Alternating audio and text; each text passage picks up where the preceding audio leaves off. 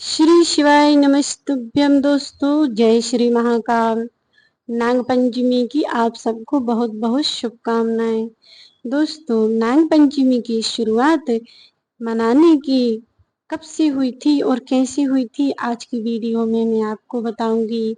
माँ सीता से अशोक वाटिका में कौन से देवता सर्प बनकर मिलने के लिए आए थे, जहां से नाग पंचमी का पर्व मनाने की शुरुआत हुई थी। यह सिर्फ सीता जी से नाग मिलने को आया था वह कथा नहीं है, यह नाग पंचमी से जुड़ी भी परंपरा की कथा है। तो आइए जानते हैं कि नाग पंचमी की कथा का क्या रहस्य है। दोस्तों, इसके लिए आपको वीडियो पूरा देखना पड़ेगा, तभी आपको यह कथा समझ में आएगी। और यदि आपको कथा अच्छी लगे तो कमेंट करके जरूर बताइएगा, और यदि वीडियो पसंद आए तो एक लाइक करके चैनल को सब्सक्राइब कर लेना। और जो भी मेरे चैनल पर नए हो, चैनल को सब्सक्राइब करके बेल आइकन को ऑन कर देना, ताकि मैं जो भी जानकारी लेकर आऊं सबसे पहले उसकी नोटिफिकेशन आप सबके पास पहुंचे। तो आइए जानते हैं कि नाग पंचमी से जुड़ी कथा। प्राचीन समय में त्रेता युग में जब माँ सीता अशोक वाटिका में बैठी थी, रावण जब हरण करके ले गया था तो माँ सीता को अशोक वाटिका में बिठा दिया था। उस समय माँ सीता ने प्रण कर रखा था कि मैं रावण के घर का अन्न जल ग्रहण नहीं करूंगी। इस प्रकार माता सीता अशोक वाटिका में भगवान श्री राम का ध्यान करती हुई भगवान श्री राम को विरह में अपने आप को जलाती हुई भगवान श्री राम का नाम रटते रटते अशोक वाटिका में रहने लगी। उनकी मुख क्रांति की शोभाहीन होती जा रही थी, शरीर दुबला होता जा रहा था। यह देखकर ब्रह्मा जी ने इंद्र से कहा कि हे इंद्र, माता सीता ने जो ऐसा प्रण लिया है कि वह अन्न जल ग्रहण नहीं करेंगी लंका का, ऐसे में उनके धर्म की रक्षा और उनके प्राणों की रक्षा हमें करनी चाहिए। तब इंद्र ने कहा, कहो पिताजी, क्या आज्ञा है। इस प्रकार ब्रह्मा जी कहने लगे इंद्र से कि तुम अपने हाथ से माता सीता के लिए जो मैं पयश्य यानी कि खीर दे रहा हूँ वह ले जाकर उनको दे दो, जिससे उनको 10 साल तक भूख प्यास नहीं लगेगी। तब इंद्र ने कहा कि हे ब्रह्मदेव, लंका में जाना तो बहुत ही कठिन है। तब ब्रह्मा जी ने कहा, हे इंद्र, तुम्हें देवी सीता की रक्षा के लिए लंका में जाना ही होगा। और रावण से डरकर तो इंद्र और भी भयभीत हो जाता था, ऐसे में उसको लंका जाना तो अत्यंत गंभीर बात है। तब ब्रह्मा जी कहने लगे, हे इंद्रदेव, तुम अपने असली वास्तविक रूप में मत जाना, तुम एक सर्प के रूप में जाना। ऐसा कहकर इंद्र ने सर्प का नाम सुनते ही अत्यंत और भी भयभीत हो गया, डर गया। लेकिन उसने अपने धर्म को, कर्तव्य को समझा और आगे का सोचा कि भगवान श्री राम रावण को मारकर हम लोगों को सनाथ करेंगे, कृतार्थ करेंगे। इस प्रकार उसने अभिमान तोड़कर ब्रह्मा जी से नाग बनकर माता सीता के पास जाने को तैयार हो गया।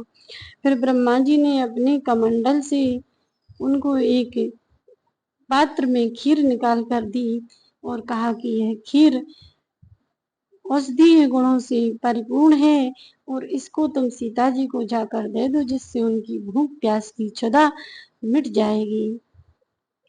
इस प्रकार इंद्र चल गया, नाग बनकर लंका में चले गए। और लंका में जाने उनके लिए बहुत ही कठिन हो रहा था, कई जीव जंतुओं को सामना करना पड़ रहा था इंद्र को। इस कारण वह अत्यंत परिश्रम के बाद भी लंका में प्रवेश कर गया। लंका में उसने देखा कि कई राक्षसियां माता सीता को डरा रही हैं और धमकी दे रही हैं, रावण के वचन मानने को कह रही हैं। इस प्रकार सीता अत्यंत भयभीत और दुखी होकर अशोक वाटिका में बैठी हुई हैं। जब इंद्रदेव ने देखा कि हमारे कारण माता सीता को अत्यंत दुख हो रहा है, इस प्रकार वह अत्यंत मन में दुखी होकर माता सीता के पास जाकर बड़ी ही सहजता से बैठ गए।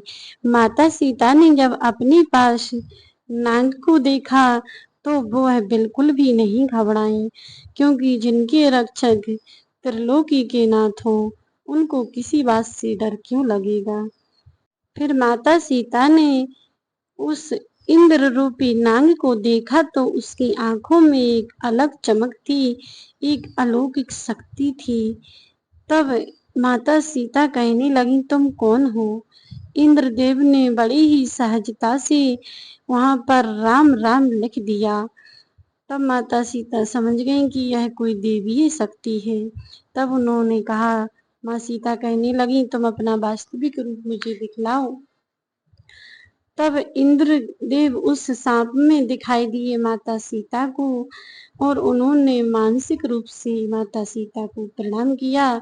और इंद्रदेव कहने लगे, हे माता, मैं इंद्रदेव हूँ और ब्रह्मा जी की प्रेरणा से आपके पास आया हूँ, और यह जो खीर है जो ब्रह्मा जी ने आपके लिए भेजी है, आप इसे ग्रहण कर लो तो आपको 10 साल तक भूख प्यास नहीं लगेगी।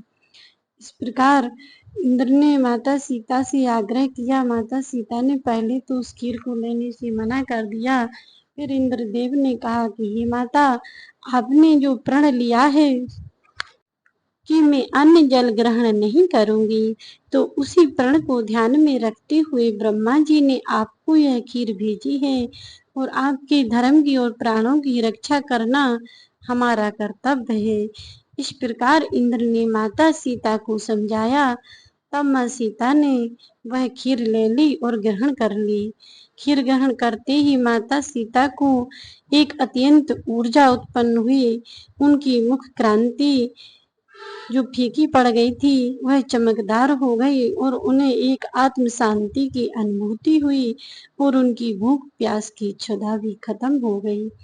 यह देखकर सीता जी ने इंद्रदेव को आशीर्वाद दिया। वह उनसे खुश हो गई और कहने लगी कि इंद्रदेव, आज तुमने मुझे मेरे प्राणों की रक्षा की है और मेरे प्रण की भी रक्षा की है, इसीलिए मैं तुम्हें वरदान देती हूँ कि जिस नांग रूप में तुम आए हो, उस नांग रूप की हमेशा पूजा होगी। और जिस नाग पंचमी के दिन तुम आए हो, क्योंकि जब इंद्र खीर लेकर गया था तो वह नाग पंचमी का दिन था। तब माता सीता कहने लगी कि यह नाग पंचमी वाले दिन जो तुमने मुझे खीर खिलाई है, वह इस नाग पंचमी के वाले दिन जो नागों की पूजा करेगा, उसकी नाग हमेशा रक्षा करेंगी। यह मेरा वरदान है। तभी से नाग पंचमी की पूजा की परंपरा शुरुआत हुई थी। माता सीता का वरदान सुनकर इंद्र अत्यंत खुश हुए और माता सीता के चरणों में प्रणाम करने लगे। माता सीता फिर बोली कि जो नाग पंचमी वाले दिन नागों की पूजा करके नाग देवता को दूध पिलाएगा, उसके घर में हमारी कृपा होगी, माता लक्ष्मी की प्राप्ति होगी, धन धान की कमी नहीं रहेगी। नाग देव सदा उस मनुष्य की रक्षा करेंगे जो नाग पंचमी वाले दिन नाग देवता की पूजा करेगा। इस प्रकार माता सीता ने इंद्रदेव को आशीर्वाद दिया। तब इंद्रदेव वहां से उसी नाग का रूप धरकर लंका से वापिस आ गए। और जब यह समाचार नारद जी द्वारा नागलोक में पहुंचाया गया तो वहां पर सभी नाग अत्यंत प्रसन्न हो गए, और माता सीता का वरदान का सम्मान करते हुए वह बोले, जो भी नाग पंचमी वाले दिन नाग देवता की पूजा करेंगे, हम उसकी हमेशा रक्षा करेंगे। और नाग पंचमी वाले दिन पृथ्वी पर कोई भी नाग किसी भी मनुष्य को कोई हानि नहीं पहुंचाएगा। जो सावन शुक्ल पक्ष की पंचमी वाले दिन नागों की पूजा करेगा, उस पर नाग देवता का आशीर्वाद हमेशा बना रहेगा, और कोई भी नाग उस दिन किसी भी मनुष्य को नहीं डसेगा, कोई भी हानि नहीं पहुंचाएगा। अतएव जो नाग पंचमी को दिन नाग देवता को दूध पिलाता है, उसके घर में लक्ष्मी का आगमन होता है। जो नाग पंचमी वाले दिन नाग देवता की पूजा करता है, उस पर माता सीता, भगवान श्री राम और स्वयं महादेव की कृपा बरसती है। क्योंकि नाग पंचमी वाले दिन ही इंद्रदेव ने माता सीता को खीर खिलाई थी। तो इस प्रकार नाग पंचमी वाले दिन दूध से बने पदार्थों का भोग लगाया जाता है, नाग देवता की पूजा की जाती है, नाग देवता को दूध पिलाया जाता है। तो दोस्तों कि माता सीता जी के पास नाग बनकर कौन आया था और नाग पंचमी की परंपरा मनाने की शुरुआत कब से हुई थी, तो आपको यह कथा कैसी लगी कमेंट करके जरूर बताइएगा और कमेंट बॉक्स में जय श्री राम जरूर लिख देना। और वीडियो पसंद आई हो तो एक लाइक जरूर दे देना। तो मिलते हैं नेक्स्ट वीडियो में, तब तक के लिए जय श्री कृष्णा, राधे राधे, जय श्रीमन नारायण और जय श्री महाकाल।